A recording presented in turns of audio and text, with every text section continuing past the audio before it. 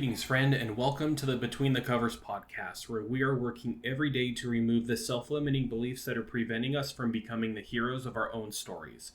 I am Marcus Spar, and I just want to offer a quick reminder that if you are enjoying this podcast, then I'd greatly appreciate a 5-star review on iTunes, on Spotify, or wherever it is that you are listening to this podcast. And if you're watching the video version on YouTube, then please give this video a like and subscribe so you don't miss out on any future episodes. Today, I want to talk about the power of myth. And this is something that's really been standing out to me as I've recently read through the majority of Joseph Campbell's A Hero with a Thousand Faces, as I'm working on coming up with some lessons that I can share to others, just based around what it is to be the heroes in our own stories, through the examples of individuals who have done the same in these stories of myths and legends. And it was really standing out to me how, I'm reading just little snippets of these different stories of different characters, and there was still so much that I was gleaning from them. It was incredible.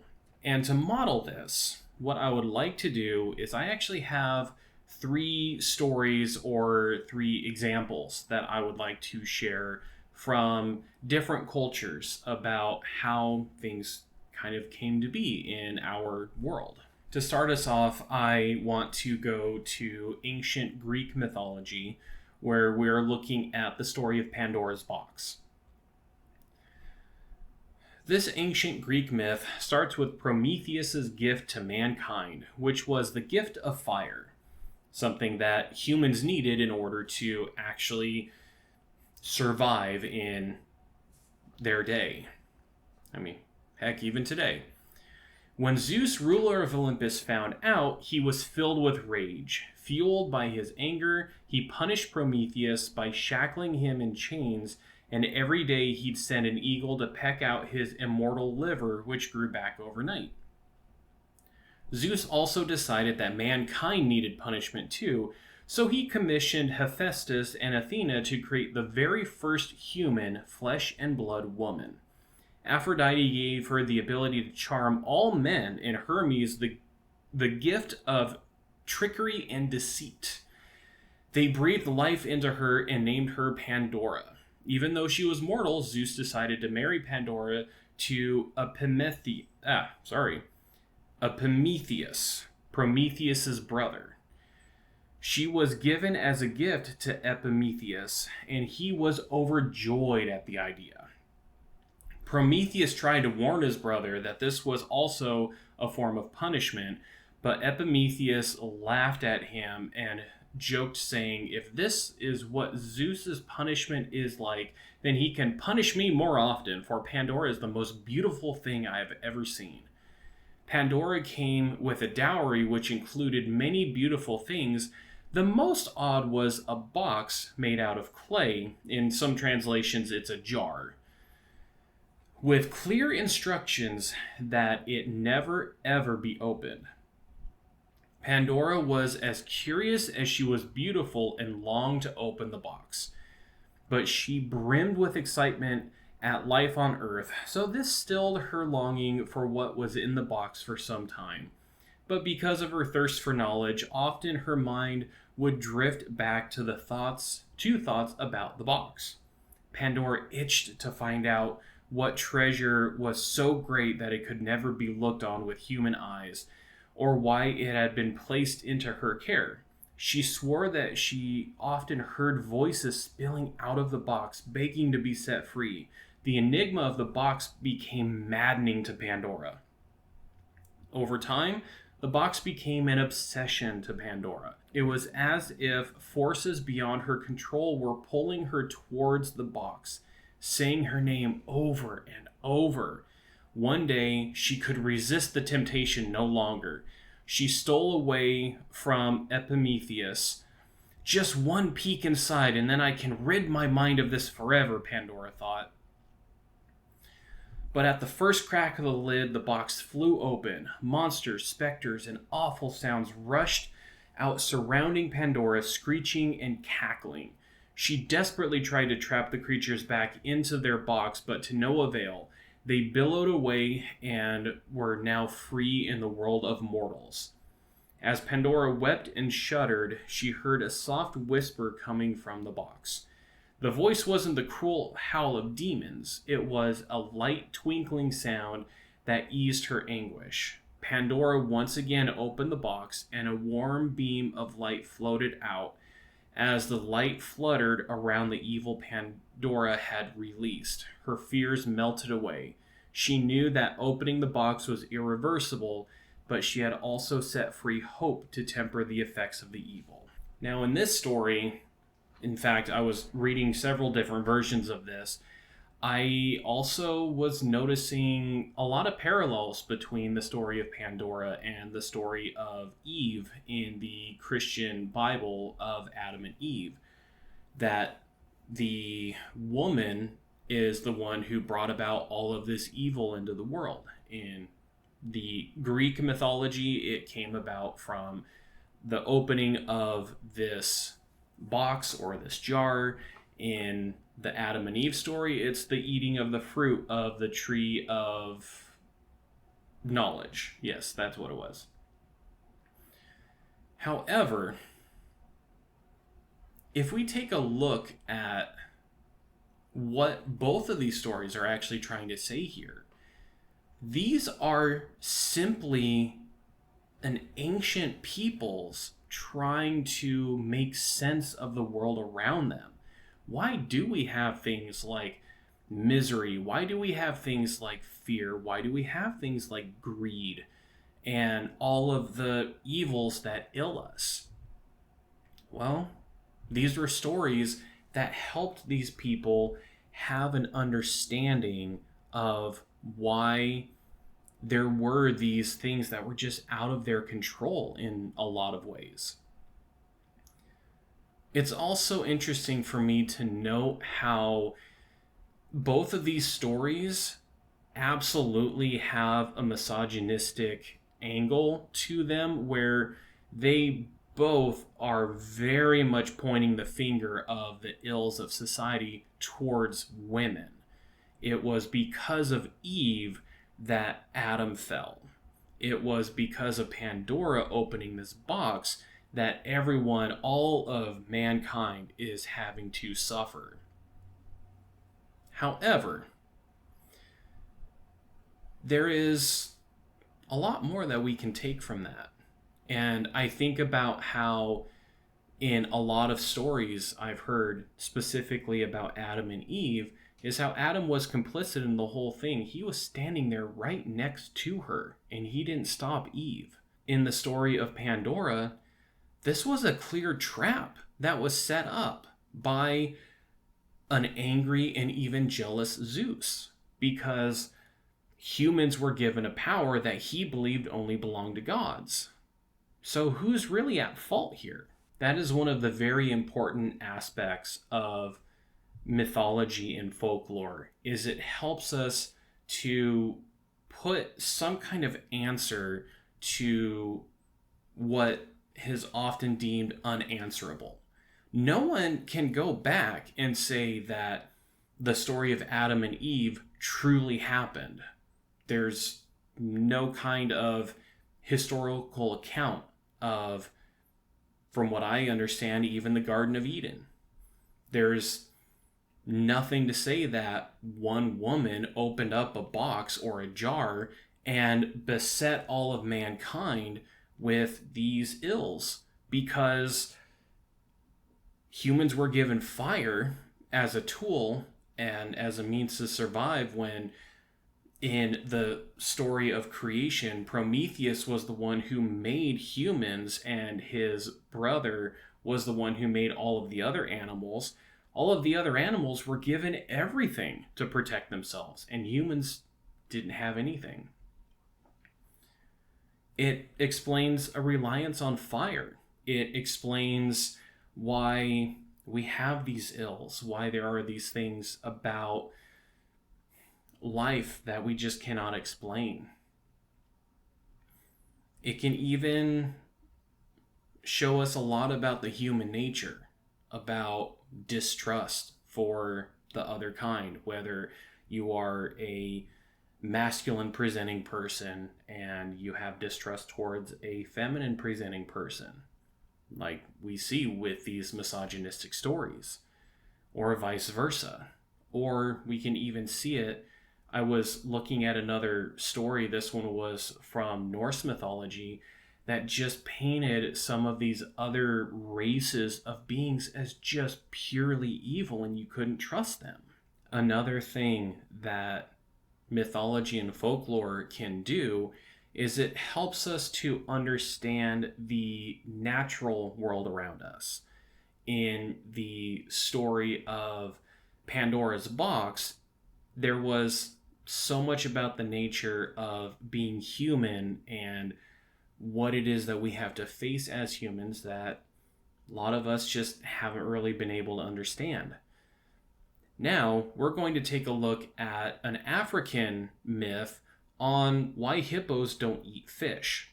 The Kikuyu people believe that the days of long, long ago, when the good Lord Ngai made his plans for all the creatures upon his earth, he made the hippopotamus as an animal of the forests and plains.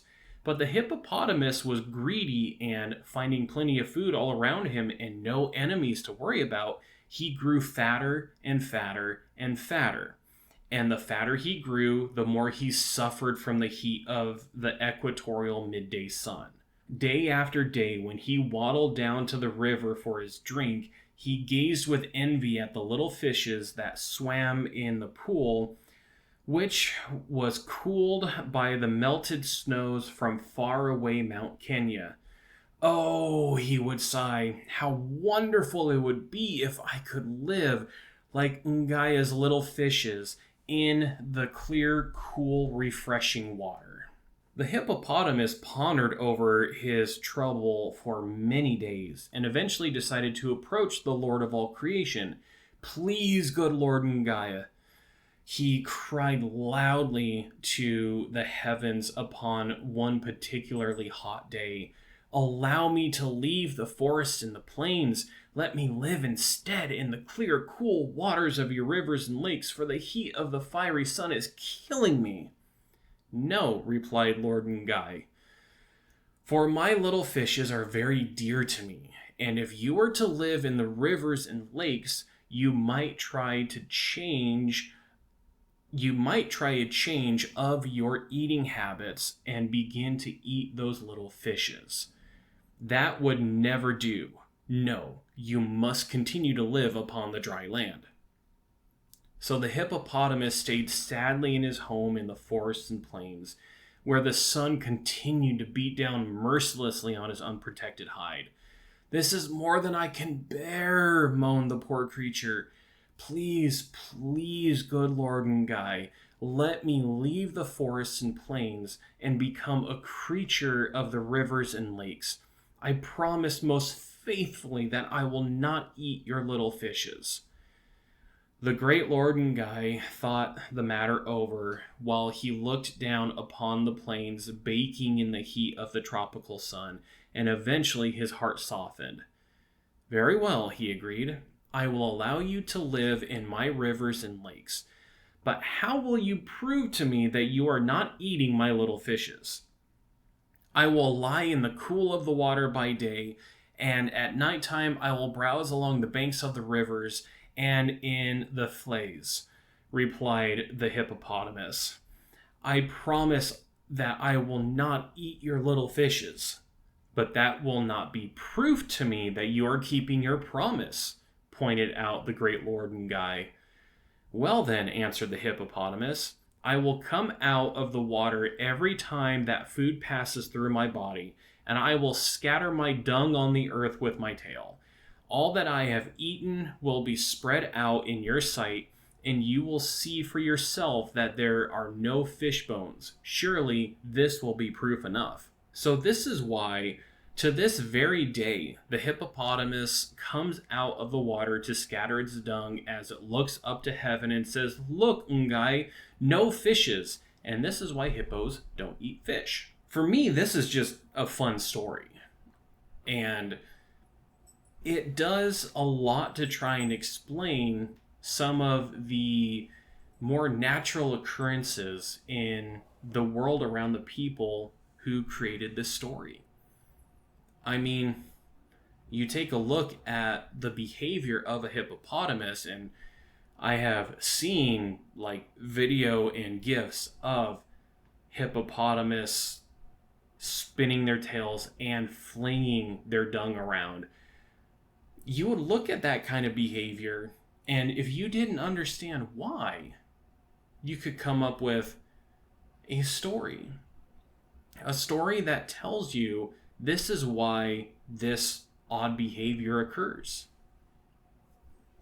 This is why you have such large mammals that live in waters and they don't go eat any of the fish. At least to my understanding, I didn't actually do any research on that about whether or not hippos don't eat fish, but I know one of the things with them is their teeth are meant more for grinding vegetation that I would be surprised if I found out that they actually do eat fish. And if this is something that you're aware of, then please let me know. I would love to have the record straight on that.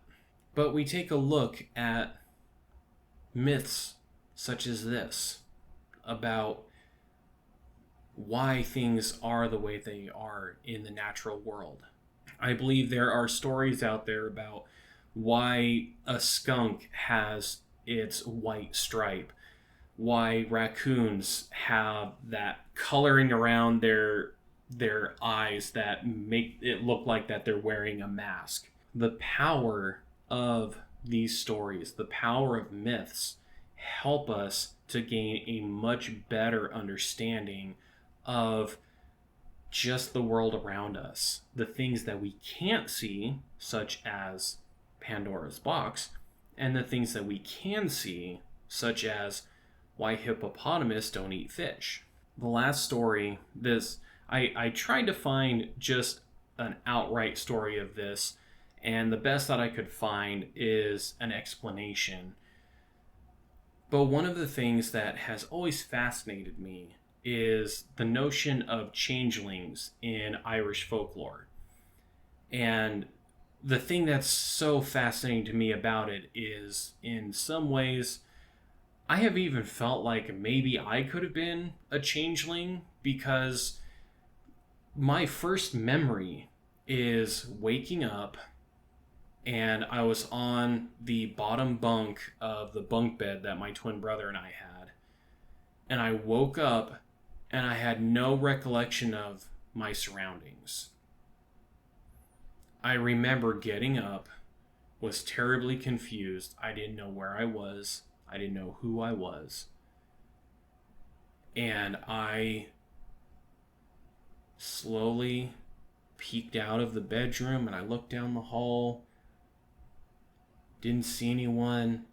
And I heard some noises. So I grew up in a split level home, so I go from the basement and I start climbing the stairs up.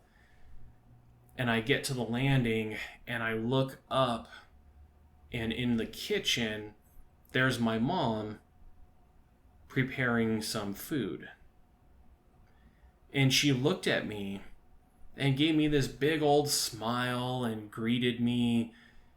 And I didn't know who she was. And I remember being really confused. Why was I there? Who was I? Who was this person who was talking to me? How did I relate to them? And as I got older and I started hearing some of these stories about changelings, I'm like, good God, could I have been a changeling? If nothing else, am I an alien that was, I don't know, brought into this family without their knowing? But this is one of the more fascinating concepts that I have heard from Irish folklore. When the word fairy is mentioned, many think of gentle beings with nothing but pleasantries for their human counterparts. Unless you're like me and you grew up with The Legend of Zelda Ocarina of Time, and then you kind of got irritated at Navi, who was your fairy companion, but that's beside the point. As we discovered with the Banshee, that certainly isn't the case for changelings. They released a story on this Irish Post website about banshees earlier. Changelings were fairies who had been left in place of a human child or baby who had been stolen by the fairies. The child was taken for one of three reasons: to act as a servant, for the fairies to receive the love of a human child, or for malice or revenge. Most of the time, the exchange was made with a fairy change, but occasionally an elderly fairy would be swapped, either so that it could live out its life in the comfort of the care of a human, or so that it could die. Usually, it was the fairest, most beautiful children who were taken because the fairies craved and admired these traits. Often, a baby might become ill or take on a strange appearance, or a person might be left unable to move their limbs, fairy-struck as they called it, and the local people would begin to suspect fairy work. In medieval times, children with deformities, illnesses, and conditions that were unexplained at the time were thought to have been replaced by changelings, which is why many were abandoned or even killed. But there were those who suspected their baby had been swapped with a changeling who still felt as if they had to look after and love their changeling child, for fear that the fairies would harm their stolen child, or worse, never bring it back. Belief in changelings endured in part of Ireland until as late as 1895, when Bridget Cleary was killed by her husband, who believed her to be a changeling. Some believe that the origin of the changeling myth stems from a very dark corner of the mind. Changeling tales illustrate an aspect of family survival in pre-industrial Europe. A peasant family's subsistence frequently depended upon the productive labor of each member, and it was difficult to provide for a person who was a permanent drain on the family's scarce resources. If a family felt unable to care for a child, particularly one who they felt would be no use to them in the future due to an undiagnosed condition or deformity, it was easier for them to lose the child, believing that they had been taken by a gang of fairies, than it was to believe they were going to let their child die. Infanticide was a horrible yet very real aspect of rural living in the medieval world, and the fact that changeling tales so often mention their ravenous appetites suggests that parents of these unfortunate children saw them as a threat to their family's continued existence, and that allowing them to die might be the only way to save everyone else. The changeling stories just help them down the horribly inevitable path. Ending this on a bit of a dark note there, I have heard interpretations of these changeling stories as a means to explain dynamics between young babies as they are growing. If you have a child that has been sleeping relatively soundly and is not really that fussy or anything like that, and then suddenly, as if overnight, the child starts to be really fussy and it's crying and it cannot be soothed. These were some suspicions that a child had been replaced with a changeling. And as that article I read from also mentioned, it It was a way to handle difficulties within the family. When we think about the nature of having to take care of someone, even temporarily, when they're not providing anything, I think of how demanding it can be when Odin is injured, or if I become ill, or Libby becomes ill. I mean, at the time of this recording, I'm 2 days away from having a root canal done, my first ever in my life. And I know that's going to put me down a little bit. Life is going to have to change in order to make this temporary change within me work. I don't know exactly how that's going to look. And imagine what these poor people had to do just to justify killing one of their own kids,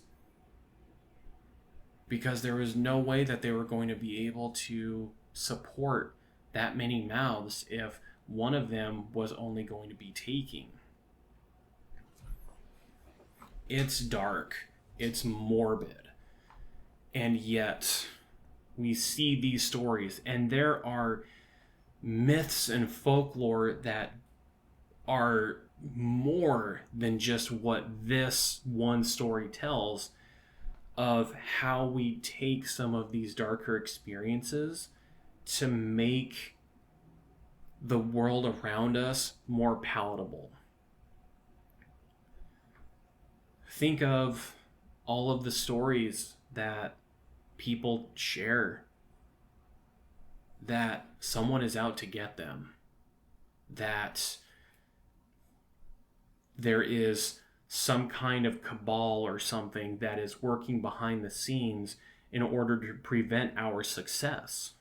Sometimes we can fall too easily into just letting the stories be the excuse instead of making some of the changes ourselves.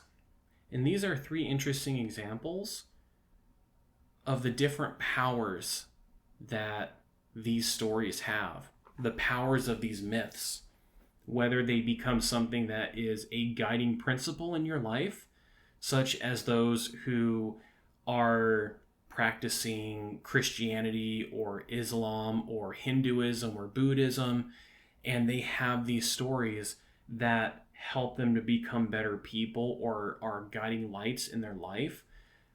Or if we just read or listen to these stories recreationally in order to be some kind of entertainment, all of these stories, they did something for us, for our ancestors. And that was the important thing. There is so much power in these stories. There's so much power in myth. And there's a reason why so many of these mythologies, these mythological tales, continue to show up. I think of how Marvel has pretty much kept Norse mythology very prominent with the story of Thor and Asgard, and in Thor Love and Thunder they introduced the Greek and Roman mythology, and now we've got some more of that coming down the line. Or possibly. They certainly left us on a cliffhanger about that. These stories keep coming up because they're impactful. And they still have something to tell us. I hope you enjoyed this much more lighthearted episode where we just looked at 3 of these stories, 3 of these myths.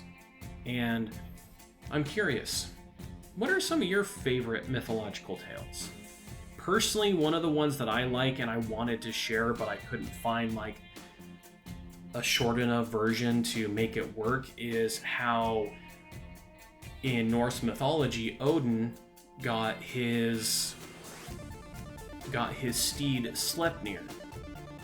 And it's an incredibly amusing tale, but That's one of my favorites. I'm curious, what's one of yours? What's a go-to story that you use to explain, even colloquially, some of the things in the world around you? And until next time, live strong for today.